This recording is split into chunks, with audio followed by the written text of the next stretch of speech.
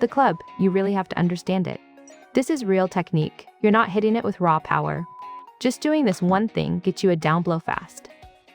Hi everyone, I'm Pro Sim Gammon.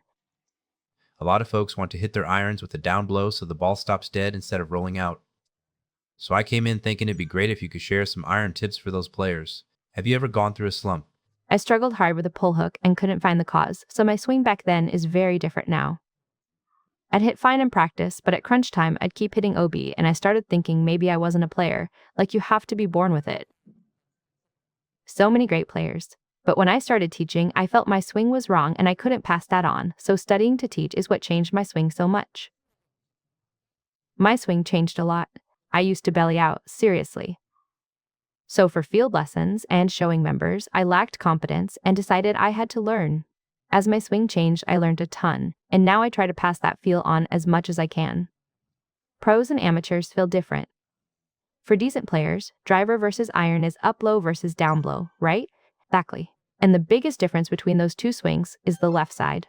The left side, driver, the ball's centered and you feel like you're hitting up from behind, but with irons even doing the same thing. On the way down, you use more of that lateral force coming in from the side. That's the difference. Say your driver goes 270 yards and your 7-iron only goes 100. You're probably scooping it the same way from behind. I put hitting from the side first, but when I tell students go left, they really drop in a V shape and chop down with the hands. That's digging, not down blow. Put it left, body's all connected. Push left first, then lift. Left side is one line. From the head, same with any club, the farther from the head you apply force, the better. One line meaning shoulder to club head minus hands. Good theory starts at lead shoulder.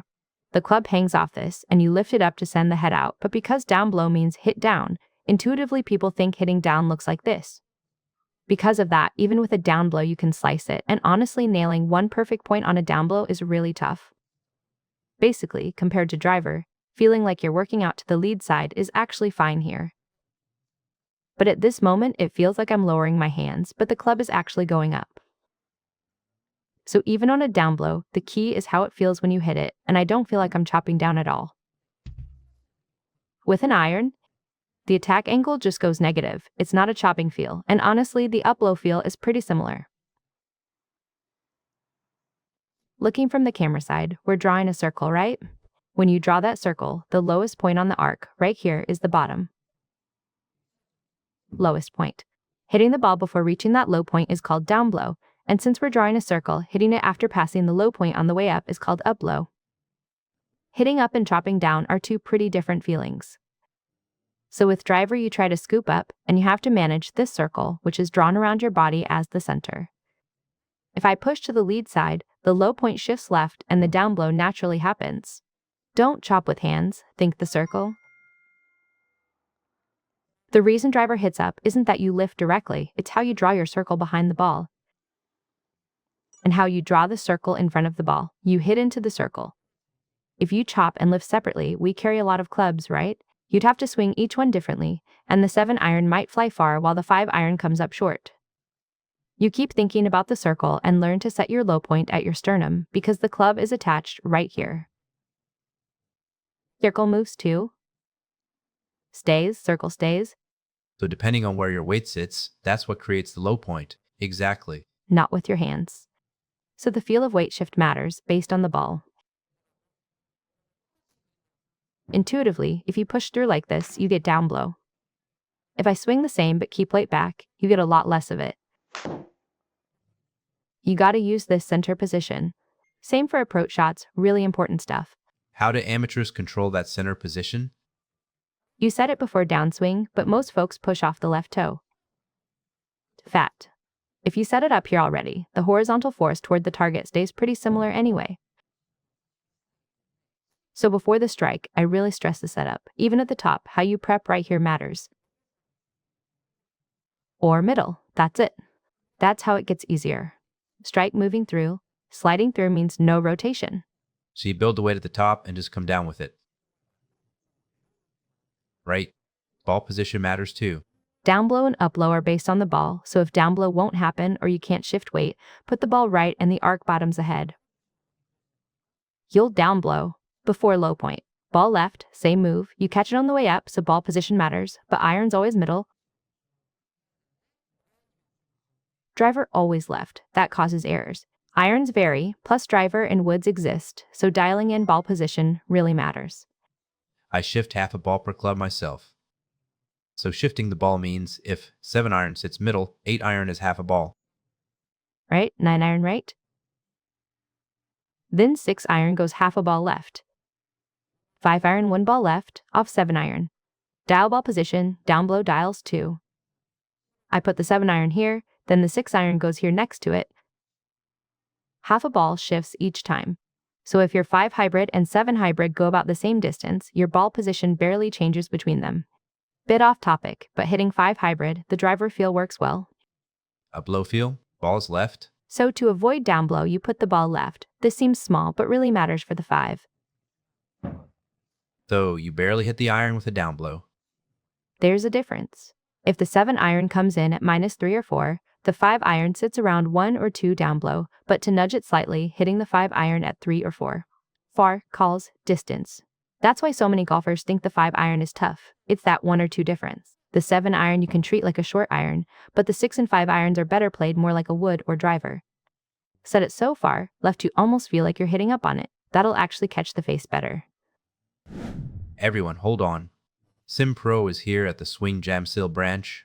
We asked the manager just how great the Swing Jamsil really is. I'm manager at the Swing Jamsil. Please share one strength of this branch.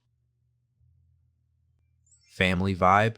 Of our 5 front desk staff, 3 have been here over a year. And the pros who teach here, about 20 or 30 of them, all go to a workshop together once a year and really bond. Everyone here gets along really well together. Happy staff means happy customers, right? Exactly. That energy comes through. Now back to the lesson. So with the down blow, we got the attack angle down to 2 degrees. But that lateral feel you mentioned earlier, building the wall? Since the body's all connected, we rotate. A lot of folks think rotation just means turning flat and level around the body. But since you're coiled, the left side rises while the right side drops. But this side drops. Heel, 1 swing. As head drops, I push off so my body rises, transferring weight through the post leg. on video, you'd see the left side traveling like this. Height-wise, since golf uses a lot of upward force more than downward, here the left side has dropped relative to my face. Lowered arm. After transition, lift it up. Every club. But thinking of this circle, since it strikes coming down, that's down blow. For example, if you try to chop down, it ends up looking like this. Right? That's chopping down at the ball. Totally. You have to push off the ground and rise up as you hit it. Your arms extend better, and pushing off the ground as you swing makes the arms extend well, and even like this I feel a really upward smooth motion right now. Attack -3 now. Use the circle, lead shoulder rising gives power and down blow.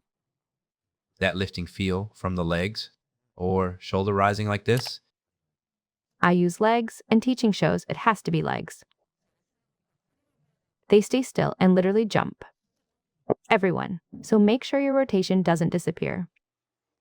As the body rises, your lead shoulder can shrug up too. It varies person to person, but here at the heel, some people feel the right side folding in like this. Some say that even though they lift the lead side, they feel a stretch along the lead leg like this, so the feel really differs by person. Even rising up, don't lose your rotation through the ball. Throw, you feel like lifting the leg, but most people just end up jumping, right? So what should they do? The basic idea is, You don't rotate standing, you rotate bent. So the shoulders move like this. It's not turning up and down like this, you see, it's actually rotating flat like this. Same with the hips. The pelvis isn't tilted like this, it's like this. So as you rotate, can you see that leg straightening out right now? trail hip rises, leg straightens. Back to setup. Now the lead hip rises up. Through the legs, it feels like rolling the ground under you. Just rotating won't strike. Some folks think rotation is hard, like spinning around in circles. If you only think turn here, open the hips, you just practice pulling this part out. Height change is gone. And realistically, it's tough to strike the ball well that way. Shape looks similar, but this tilt creates leg height change. Do this continuously, and it's like pumping your legs on a swing. You get that same feel. If you take rotation hard with this feeling, you post up, finish your backswing, then press down into it. Then, as the downswing starts, your body is rising up. Keep rotating, and when you combine it with the legs, this rises, that drops. The right shoulder, though, just because this rises, most folks just stand straight up, so you don't use one thing. You use vertical force, lateral force coming in, rotation, all of it needs to blend together for solid contact, so it's hard to highlight just one piece. Keep your rotation from breaking down, and the harder you strike, the more this tilt naturally builds up. Tour pros do it less on short game. But with the longer clubs, this tilt gets huge, and a lot of players end up bent over like this. That's all from leg drive. For down blow, you're not folding this to chop. Big leg move drops the right side sharp. Not lowering the right, but raising the left, which makes the right look like it drops. That's what you mean. From driving the leg up hard. Pros don't drill this feel directly. The feel of pressing down with the right shoulder can help, but it won't hold up long term. So even if the approach feels tough early on, it's better to get the lower body working together with rotation. When you plant like this, what I explained earlier about the left side was the hip moving out toward the left foot.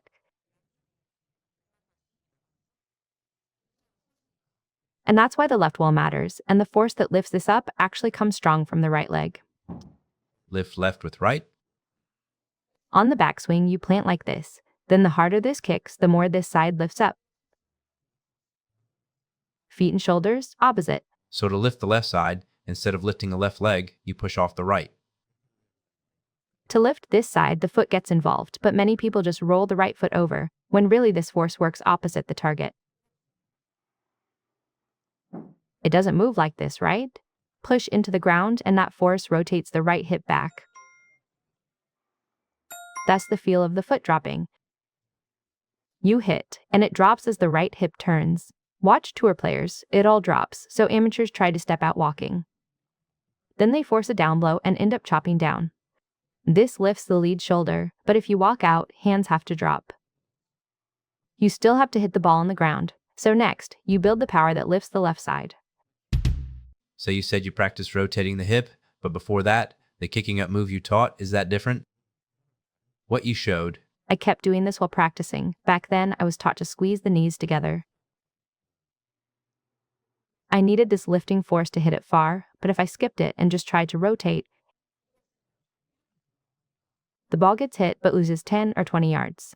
Couldn't stand that. No distance. So eventually, I leaned on the standing up force. When I fixed it through the legs, not this.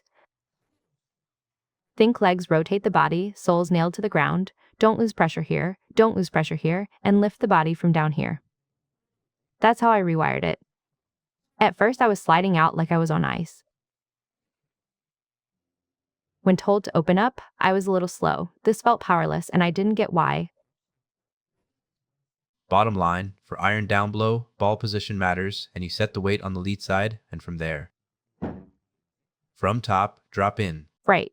And then the shoulders, hips, and the club. You have to keep trying to understand the circle they trace. This is really a skill, so it's not about power, and even hitting down blow is about speed and trying to send it far and straight. It's really not about strength, so focusing on these principles is what works best, I think. Circle focus, meaning? At address, I did this too. All you see is the head and ball. Then you just grab and swing. You think, hit down. It's down blow. You think, I'm gonna hit down, and then those instinctive things just come out, right?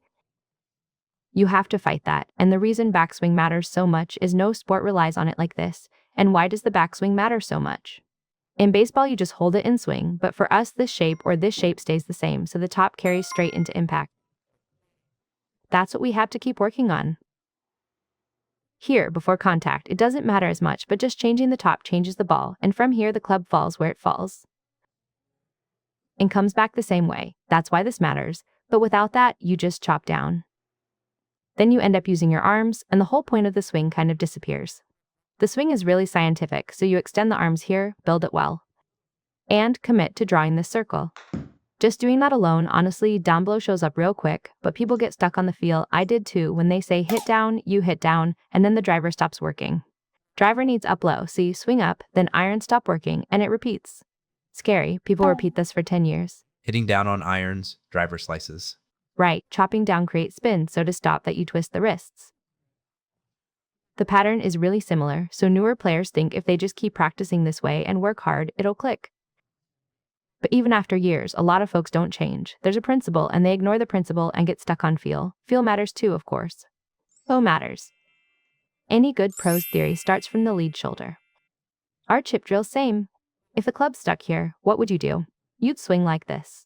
So rotation happens, and from here it develops, but the moment you grab it with your hands, you lose that principle. So instead of staying here, imagine you're just holding it with your hands and let the body move so the head moves naturally. Not the hands, moving like this, and once you're striking the ball okay, go bigger, do half swings, and keep using the lead side. And then progress to the full swing. That's the most realistic drill that actually changes your swing for real. And you'll definitely miss hit at first when you try using the lead side, so practice gets frustrating. When that happens, when using the lead side, you push off the foot and lift the lead side. If it doesn't work at full size, shrink the swing down. And once it's working, gradually build it back up. That's the drill that helps. Thank you so much. Shim golf? Shim golf? Yes. I run a channel called Shim Golf with helpful content, so please check it out. Thanks. The hands should move because the body brings them, not on their own. Then the trail foot really plants down, Planted firmly. so you can push off it later. Right? That's what just happened.